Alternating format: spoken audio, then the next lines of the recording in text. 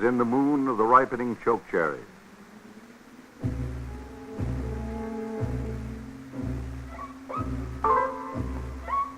Thousands of Sioux and Cheyenne have gathered along the Little Bighorn River, which they call Greasy Grass.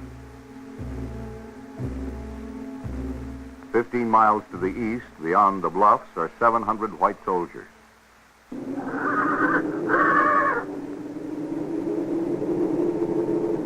They've come from Fort Abraham Lincoln, Dakota Territory, to force the Indians back onto their reservation.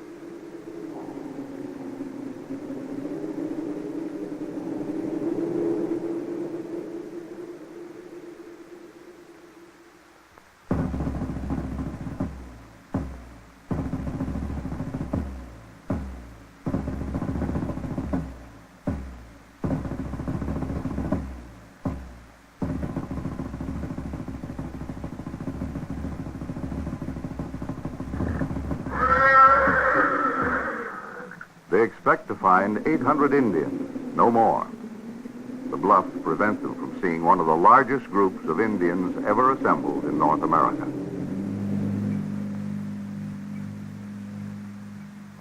Lieutenant Colonel George Armstrong Custer and his 7th Cavalry hurry down toward the valley.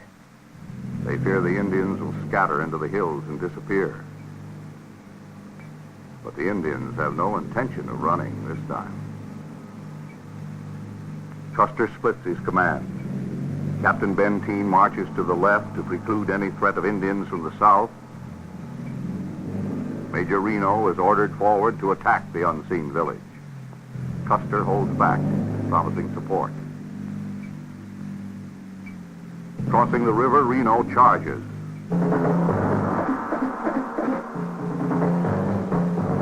Then suddenly halts.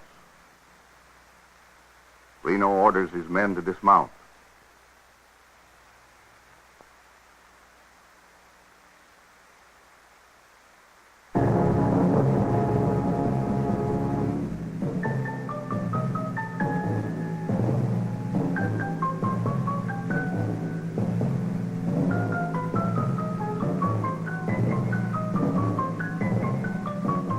Where's Custer? Some of the men say he was watching them from atop the bluffs, but has turned away. Reno moves to tall cottonwood trees, and the fighting becomes intense.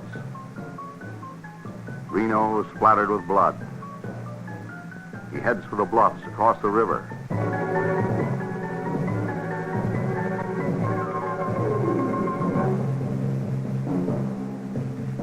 Left behind are wounded and dead.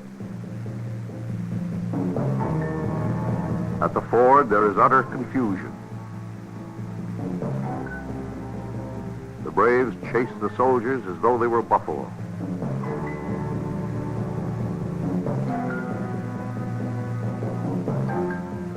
One-third of Reno's men have now been lost.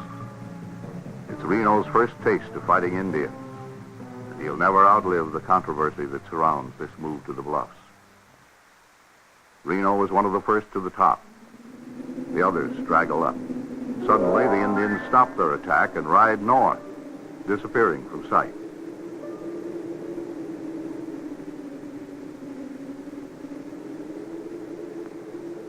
Benteen's group arrives minutes later. He'd received a hasty message from Custer. Benteen, come on. Big village. Be quick. Bring packs.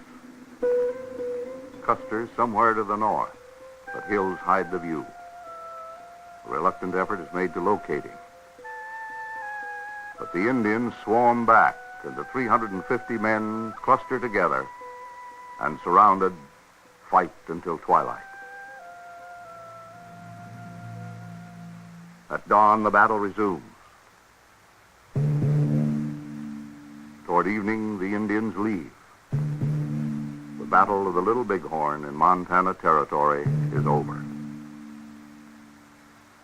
For Sitting Bull, Gall, Crazy Horse, Two Moon, and their people, it's been a great, if fleeting, victory.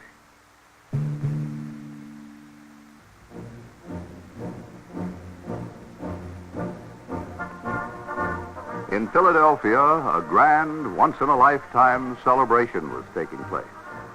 The Bicentennial Exposition, 500 acres of fantastic exhibits marking the 100th anniversary of the signing of the Declaration of Independence.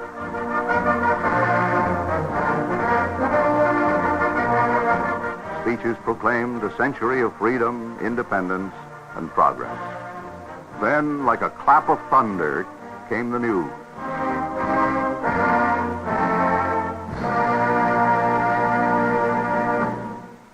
Custer dead in the wilds of Montana?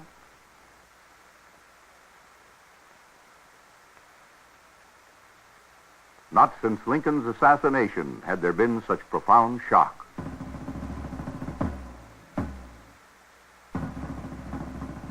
Attempts to dominate other people, their land and goods, can be done out of simple greed. But for those we call civilized people, such struggle often must be ennobled with high purpose. Europe had been rescued from the infidels. So now must North America. When the United States was established, the government thus asserted a tradition centuries old, cultural capitulation. Inclusion would be accorded only those who accepted European ideals. The Cherokee were able to adapt. They devised a written form for their language, taught people to read, printed newspapers, established a public school system. They welcomed missionaries and developed an agricultural economy. They also acquired black slaves. But whites soon coveted their land. Georgia declared them aliens and pushed them out onto the Great Plains. The melting pot theory was not to apply to the red man, no matter how amenable to European ways. Instead, Indian land would be a land apart. As late as 1832, this meant land west of the Mississippi, popularly held to be the ancient and natural home of the American Aborigine. The belief that only valueless deserts stretched across to the Rocky Mountains encouraged this notion. Yet in 1541, Coronado had found a few Indians here. Those he did see were impoverished farmers. The bison flourished, but horses were unknown, and hunting on foot, the natives couldn't catch enough bison to enrich their frugal existence. Then, about 1730, these Indians got their first horses, probably descendants of those which carried the Spanish explorers. This caused an overnight revolution. Nomadic hunting became immensely profitable. The powerful could now afford the luxury of waste. Word spread. Indians came from all directions and in great numbers. At the same time, whites back east crept ever westward, pushing the Indians in front of them. Pushed by the whites, pulled by the horse, what was formed was the remarkable amalgam known as the Plains Indian. Consolidated about 1800, it was extraordinary in uniting with great speed one of the most diverse collections of people on earth.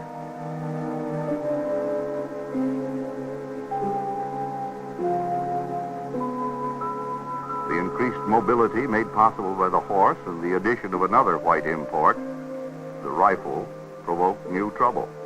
Indian fought Indian. Peace faded.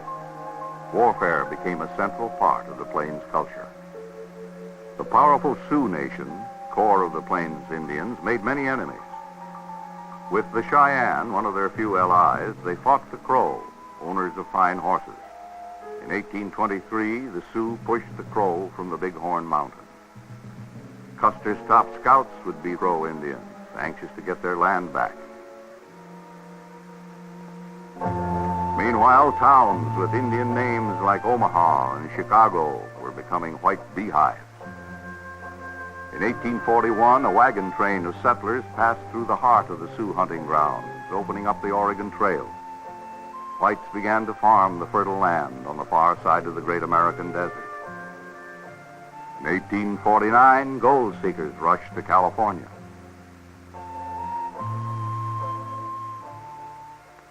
By 1850, agencies and forts, ostensibly to protect each side from the other, dotted the plains. The Indian hunting ground was being split in two, the buffalo migrating north and south. The Indians followed. In 1855, in council, the Sioux decided to resist further white encroachment. their one consistent policy from that summer until their final defeat over 2 decades later. Minor uprisings followed. By the end of the Civil War, the southern hunting ground was being overrun by whites. In a remarkable winter march of more than 400 miles, the southern tribes joined the northern. Eastern whites felt the threat. President Ulysses S. Grant attempted to implement a peace policy.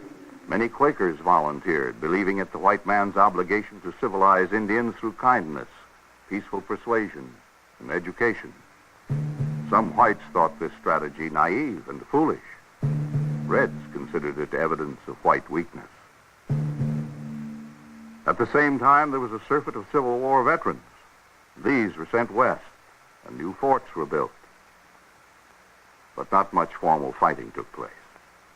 A few thousand deaths resulted from bullets and arrows. There were other means. The spreading of disease through blankets laden with germs sometimes wiped out an entire tribe.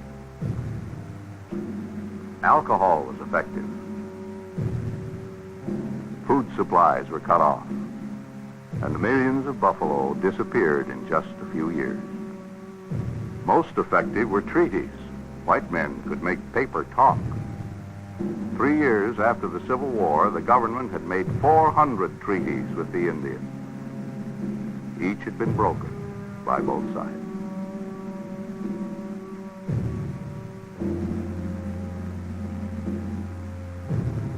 In 1868, another treaty was negotiated.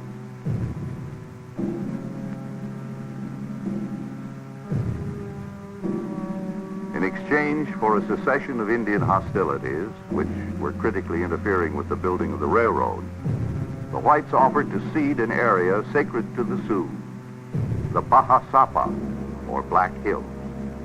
This area was the center of the Sioux world, home of the Great Spirit, mother of life.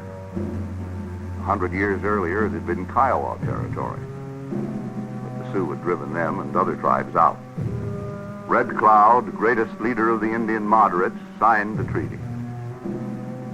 Sitting Bull did not. A strong advocate for preservation of the Indian way of life, he broke irrevocably with Red Cloud, and he and his followers left the reservations permanently. Red Cloud remained. Rumors of gold in the Black Hills had persisted for years.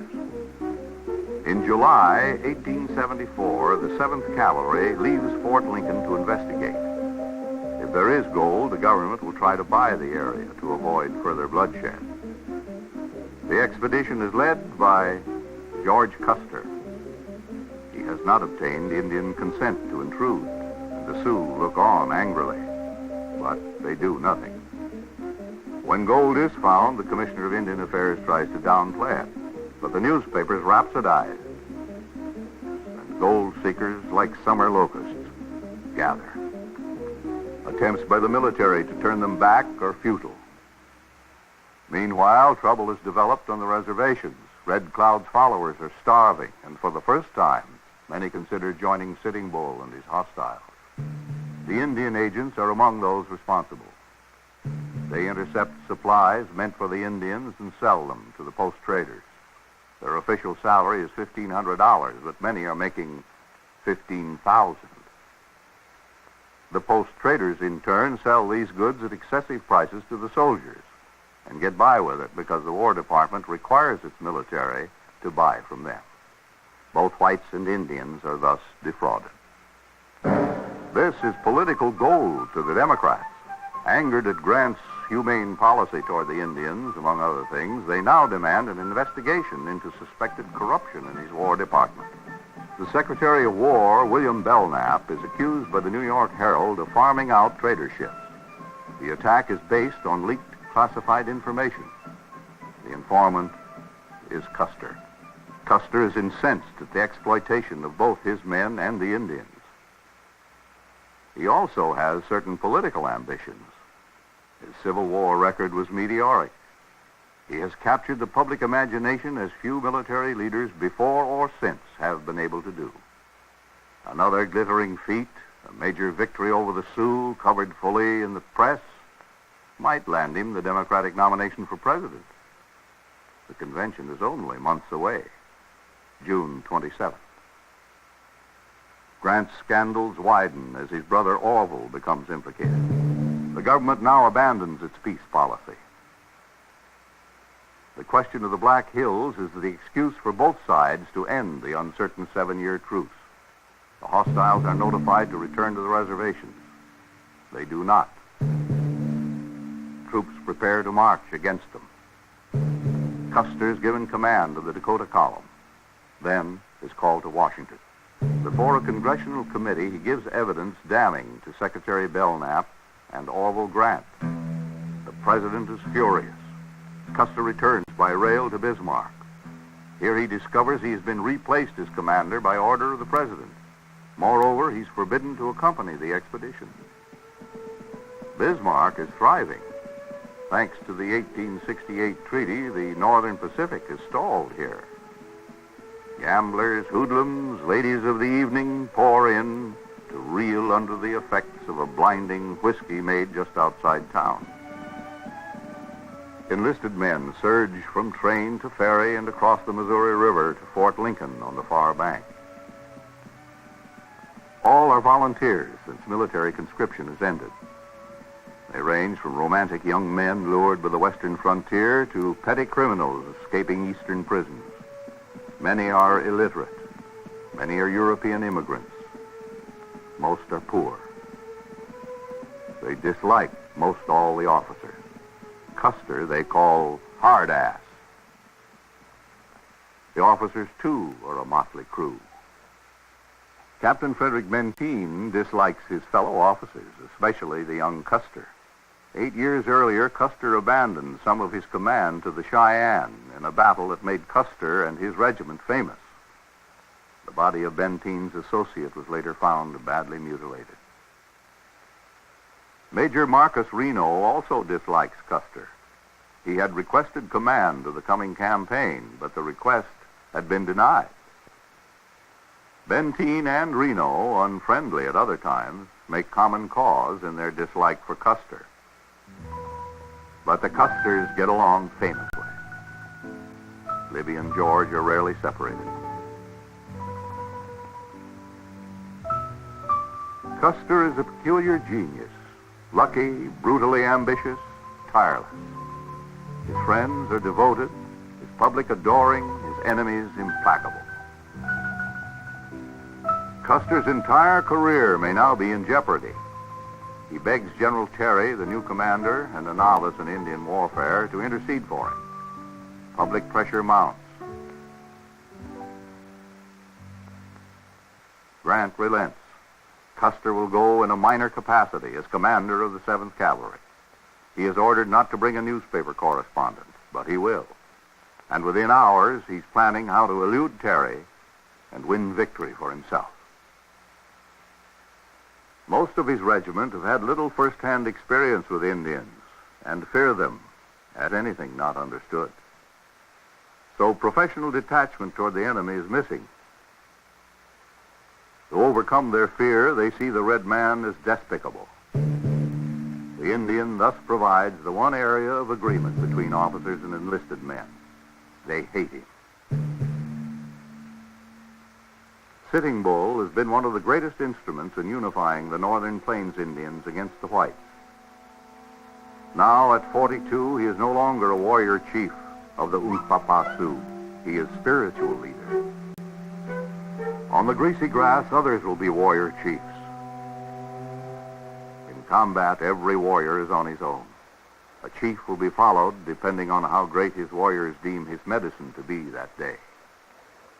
Two Moon, short, dark chief of the Cheyenne, will have strong medicine. So will Gall, adopted brother of Sitting Bull, a muscular Sioux warrior chief of 36. He will be largely responsible for the great victory now only months away. So too will Crazy Horse, a leader of the Ogallala Sioux, who was never photographed, a mystic, revered and feared by all. Life for the Indian is much like that of the buffalo, who spends most of the year scattered across the plains in small herds, then in summer gathers together. This is the only time for both to do so, as each requires enormous amounts of food and water, too difficult to obtain at other times. This spring, more Indians than ever before have left the reservation. Most have heard of the orders to return, but they know the Great White Father often talks into the wind. Moreover, Sitting Bull has never signed a treaty, and Red Cloud's treaty gives them the right to be here. About 2 weeks before the battle, Sitting Bull attempts to have a vision. From each arm, 50 patches of skin are removed. For 18 hours, he dances, staring constantly into the sun, blood running down each arm, singing his appeal to the everywhere spirit. Finally, the voice says, "I give you these because they have no ears." Then he sees soldiers falling upside down in a camp. He interprets this to mean there will be a battle, won by the Sioux. Libby Custer has also had a disturbing vision. A warrior holding her husband's scalp aloft. People attempt to quiet her growing fears. Lieutenant Varnum uses the horse clippers to make Custer's long hair less worth the taking. Libby forgets about her dream, until one day she becomes strangely agitated. It is Sunday, the 25th of June. Friends say not to worry.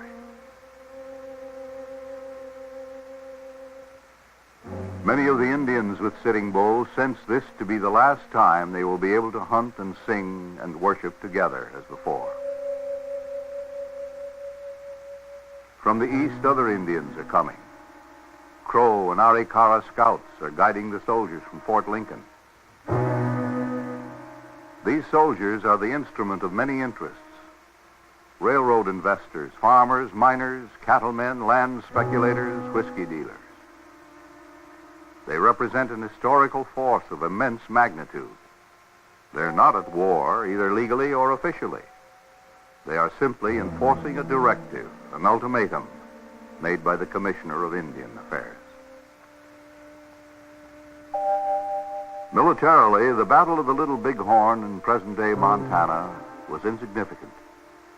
Yet it has become a legend, perhaps the most controversial in our history. Certain mysteries will never be solved. Why did Reno halt when Custer's orders left him no such discretion?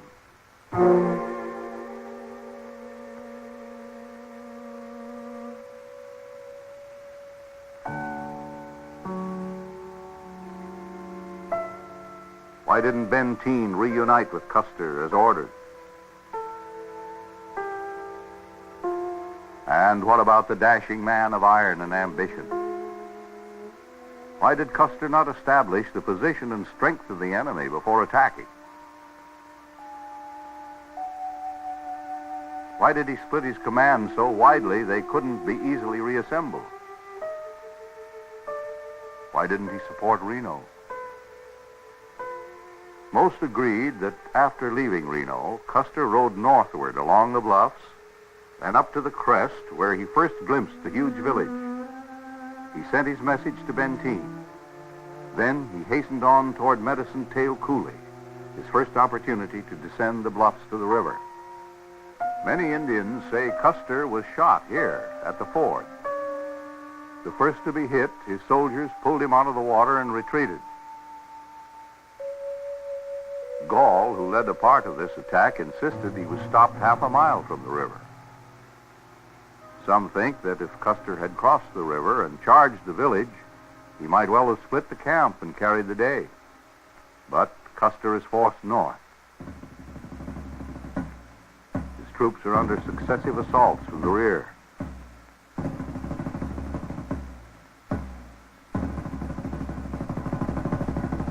Ahead, Crazy Horse and the Cheyennes are sweeping around in a great arc. Caught here between Gall and Crazy Horse, the whites make their last stand.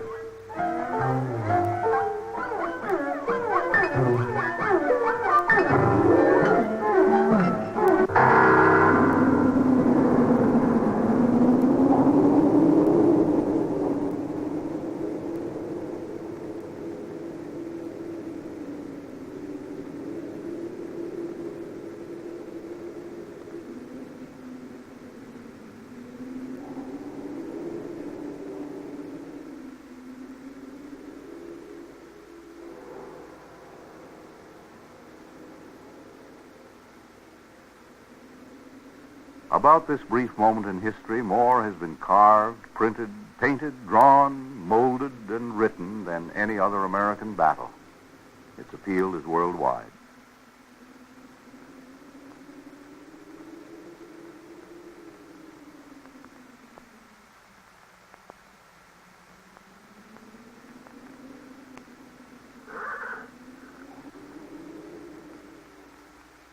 This victory on the Little Bighorn, greatest in the 400-year-old struggle to preserve their Indian way of life, will now hasten their defeat.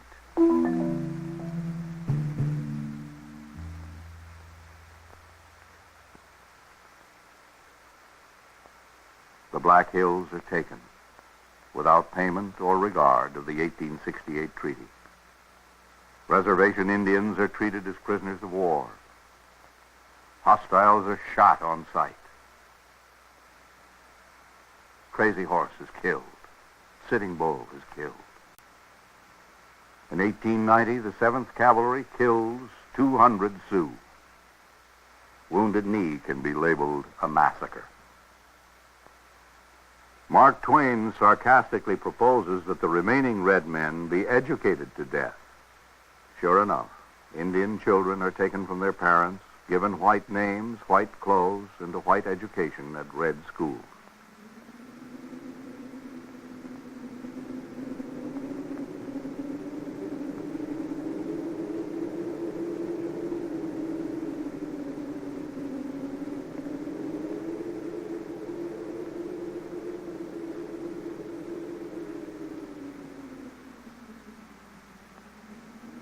But the Indian is not assimilated.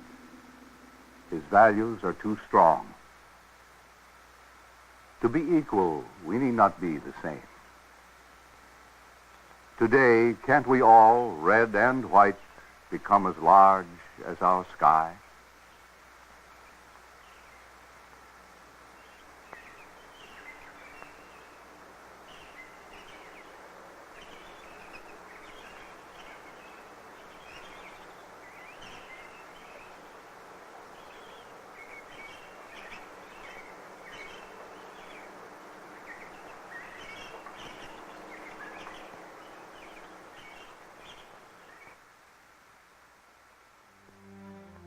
Thanks for watching. If you'd like to help us produce more compelling historical content like this, please like, comment below, and share this video with fellow history buffs. And of course, be sure to subscribe to help keep history happening.